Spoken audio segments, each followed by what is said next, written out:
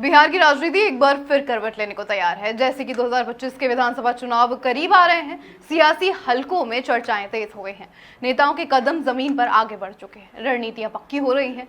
Seat का समीकरण series में आज चलते हैं बिहपुर विधानसभा सीट की ओर, एक ऐसा इलाका जहां पिछले चुनावों की चाल, सामाजिक गठजोड़ और प्रत्याशी की जमीनी पकड़ ही परिणाम तय करती है। नमस्कार, स्वागत है आपका। मैं हूं आपके साथ स्नेहा से। यहाँ हर चुनाव में नए समीकरण उभरते हैं। कभी जातीय समीकरण की बहस, कभी पार्टी गठबंधन की दौड़, कभी स्थानीय विकास और जनसंवाद की कामगिरी।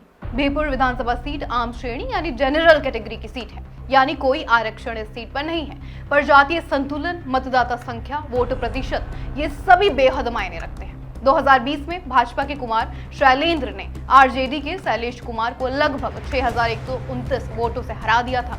2015 में आरजेडी की वर्षा रानी ने भाजपा के कुमार शैलेंद्र को करीब 12,716 वोटों की बढ़त से हराया था। बात करें 2010 की, तो 2010 में फिर से कुमार शैलेंद्र, जो कि भाजपा के थे, उन्होंने जीत दर्ज की, लेकिन मार्जिन बहुत कम था, लगभग 465 वोटों की बढ़त। इस सीट पर चुनाव योग्य मतदाता की संख्या 2020 में आपको बता दें 2,58,884 थी। 2020 में कुल वैध मत 1,50,305 पड़े। 2015 में कुल मतदाताओं की संख्या हुई 2,45,811। बिहपुर क्षेत्र की जनगणना के अनुसार हिंदू आबादी लगभग आपको बता दें 80.66% है। मुस्लिम आबादी करीब 18.98%। ये क्षेत्र पूरा ग्रामीण है। भाजपा और आरजेडी इस सीट के मुख्य विरोधी दल हैं। प्रत्याशियों के चेहरे, उनकी लोकल छवि, जातीय समर्थन तथा विकास की बातों का प्रभाव अधिक है। छोटे दलों और निर्दलीय उम्मीदवारों की भागीदारी भी होती है, लेकिन मुख्य मुकाबला हमेशा दो प्रमुख दलों के बीच ही रहता है। बिहपुर भागलपुर लोकसभा क्षेत्र के अंतर्गत आता है, इसलिए विधानसभा स्तर पर जो झुकाव होगा वह लोकसभा चुनावों पर भी असर डाल सकता है।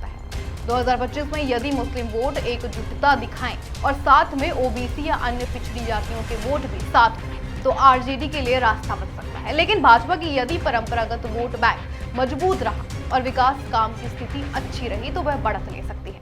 पर सवाल अभी ये है कि क्या भाजपा फिर से कुमार शैलेंद्र को उतारेगी? संभावित है, क्योंकि उन्होंने पिछली बार भी जीत दर्ज की थी। पर क्या आरजेडी वर्षा रानी को ही मौका देगी या कोई नया चेहरा लाएगी? ये निर्णायक हो सकता है। मतभेदों की कड़ी हो सकती है यदि जनसंख्या, आबादी में युवाओं की संख्या, जातीय संतुलन एवं स्थानीय मुद्दे जैसे सड़क, बिजली, पानी आदि पर आशाएं अधूरी हों। फिलहाल बिहपुर विधानसभा सीट का समीकरण ये बोलता है कि मुकाबला कड़ा होगा। मार्जिन कम से कम पिछली बार जैसा हुआ है, उम्मीद है ज्यादा नहीं होगा, लेकिन कौन किसकी आंख में पानी लाएगा ये समय बताएगा। आज के लिए फिलहाल इतना ही। नमस्कार।